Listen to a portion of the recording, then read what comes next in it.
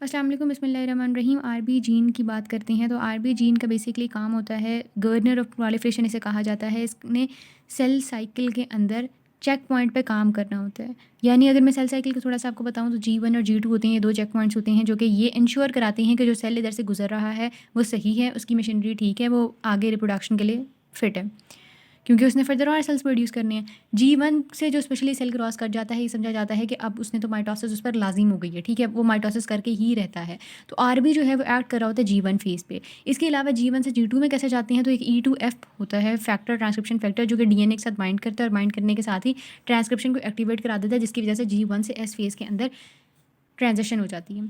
Normally body के अंदर जो E2F है, ये आरबी प्रोटीन इस तरह मौजूद होती है और इसके सेंटर में E2F मौजूद होता है।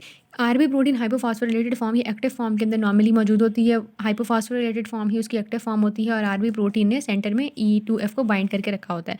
आरबी प्रोटीन उसको अपनी एक पॉकेट के अंदर रखती है और उसे फर्मली पकड़ के रखती है। यानी फिर जब E2F ने कहता है कि यार मैंने तो जाना है डीएनए के पास बाइंड होने, तो आरबी कहती है मुझे भी साथ ले चलो, ठीक है। दोनों चले गए और जाके डीएनए से बाइंड कर लिया। तो क्या हुआ, अब जब दोनों गए हैं तो डीएनए ने कहा कि you should recruit some chromatin remodelling factors, और फ़ौरन से क्रोमेटिन रिमॉडलिंग फैक्टर की रिक्रूटमेंट स्टार्ट हो जाती है। यानी histone methyl transferases and histone deacetylases, इन दोनों की रिक्रूटमेंट शुरू हो जाती है।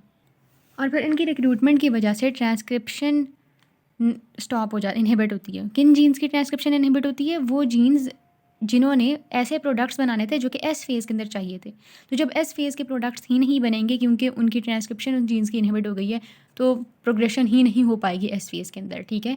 ये तब हो रहा होता है बॉडी के अंदर नॉर्मली।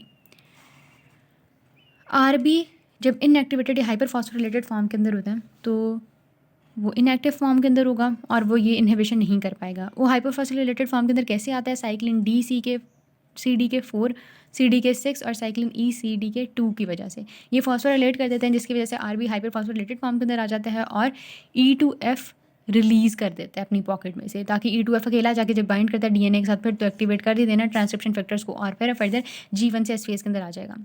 आरबी का नॉर्मल फंक्शन ये होता है कि उसने ग्रोथ को इनहिबिट करना होता है, तो ये नॉर्मल फंक्शन नहीं परफॉर्म हो रहा है, यहाँ आरबी इनएक्टिव हुई हुई है, ठीक है। आरबी इनएक्टिवेट किस तरह से होती है या एंटी प्रोलिफरेटिव एक्टिविटी किस तरह से नलीफाई होती है आरबी की, पहली बात यह है कि या तो जर्म लाइन या सोमेटिक सेल्स के अंदर कोई म्यूटेशन है जिसकी वजह से लॉस ऑफ फंक्शन वाली म्यूटेशन की वजह से इसका फंक्शन परफॉर्म नहीं हो रहा और आरबी इनएक्टिवेट हो रही है। दूसरा है कि जीन एम्प्लीफिकेशन होगी है इन लोगों की जो कि हाइपर फॉस्फोरेटेड फॉर्म में ही रख रहे हैं, यानी इसको इनएक्टिव ही रख रहे हैं।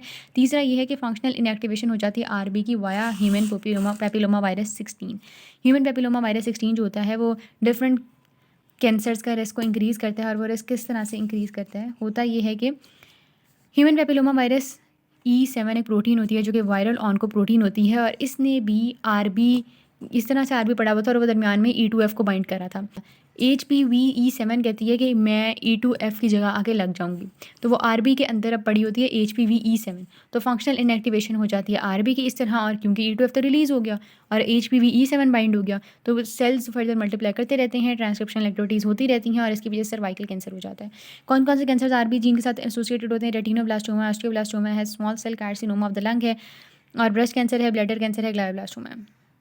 और इन्हें किस तरह से याद रखा जा सकता है, ROSBBG, बी और जी, ब्लैडर, ब्रेस्ट और जी, ROSBBG से आरबी जीन के कैंसर्स याद रखे जा सकते हैं।